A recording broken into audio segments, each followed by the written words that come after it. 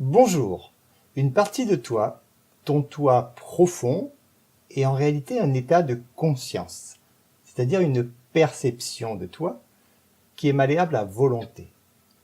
La méditation, par exemple, permet de modifier ton état de conscience.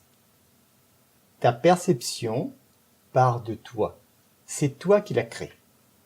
Pour la changer, il faut donc commencer par changer l'image que tu as de toi-même. Il y a donc un problème si tu t'identifies par exemple à tes échecs. Pour atteindre tes objectifs, il faut créer des images mentales grâce à ton imagination. Ça, tu le sais parce que c'est l'exercice que tu fais régulièrement avec la visualisation créatrice. Ton image de toi va définir les limites dans lesquelles tu vas évoluer. Elle va déterminer la zone de ce qu'il est possible ou pas de faire. Ton mécanisme créatif travaille à partir des données que tu lui donnes, c'est-à-dire tes pensées, tes croyances, tes interprétations. Dans la vie, tu fonctionnes exactement comme une torpille à tête chercheuse. À partir du moment où la torpille est lancée vers son objectif, contrairement à ce qu'on croit, elle ne va pas en ligne droite.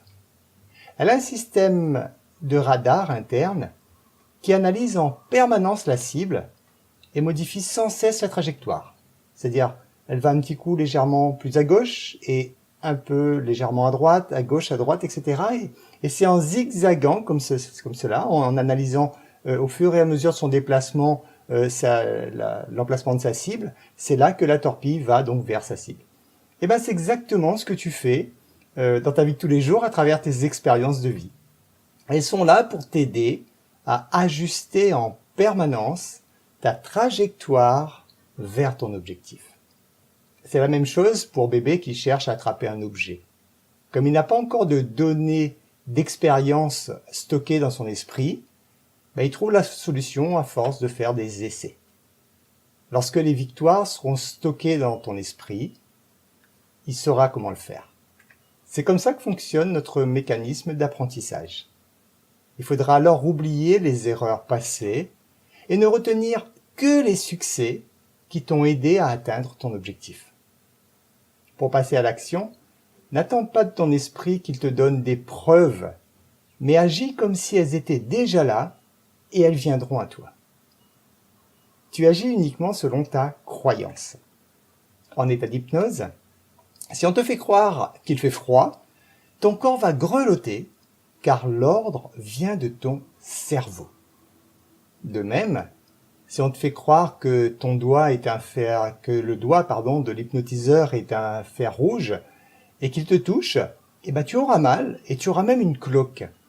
Parce que c'est la réaction normale de ton système nerveux par rapport au message qui a été envoyé à ton cerveau, à travers donc le cortex cérébral. Ton cerveau, il ne peut pas faire la différence entre ce qui est réel et ce qui est imaginé. Si tu lui dis en permanence que tu n'es pas capable de telle ou telle chose, il te donnera les ordres à tes muscles, à tes cellules, uniquement d'aller dans le sens de ce que tu lui donnes comme croyance. Imagine maintenant l'effet inverse. Tu acquiers la croyance que tu en es capable. À ce moment-là, ton cerveau va envoyer ce message à tout ton corps. Le cerveau décode ton environnement à travers tes sens et transforme le tout en image mentale. Tu agis ensuite par rapport à cette image que ton esprit fait de la réalité.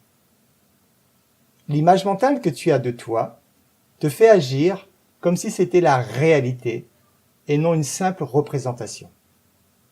Donc, si l'image mentale que tu as de toi est erronée, tu vas réagir en conséquence.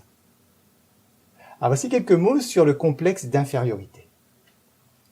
On se compare sans cesse à quelqu'un au lieu de nous comparer à nous-mêmes. De ce fait, on arrive toujours en deuxième position. C'est parce que nous croyons que nous devons atteindre la norme des autres que nous nous percevons comme inférieurs. Si on lutte pour devenir supérieur, cette lutte cause plus de frustration encore. Tu n'es pas inférieur, tu n'es pas supérieur, tu es toi. Nos croyances sont formés dans notre esprit, sans l'action de la volonté et sans effort. Pour créer de nouvelles habitudes ou de nouvelles croyances, il faut adopter le même procédé. Si tu utilises l'effort ou la volonté pour modifier une croyance, eh bien c'est l'effet inverse qui se produit.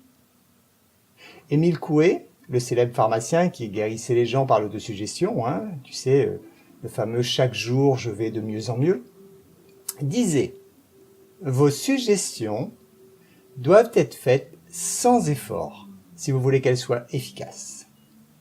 Lorsque la volonté et l'imagination entrent en conflit, c'est toujours l'imagination qui gagne. On ne change pas ses idées par la volonté, mais par d'autres idées. Si on fait une erreur, ce qui est impératif lorsqu'on avance, pour l'oublier, on doit rester focalisé sur notre objectif.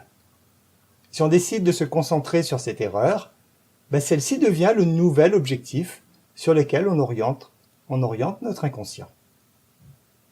Si tu te critiques en permanence, ou que tu te donnes une mauvaise image de toi, tes efforts seront orientés dans ce sens.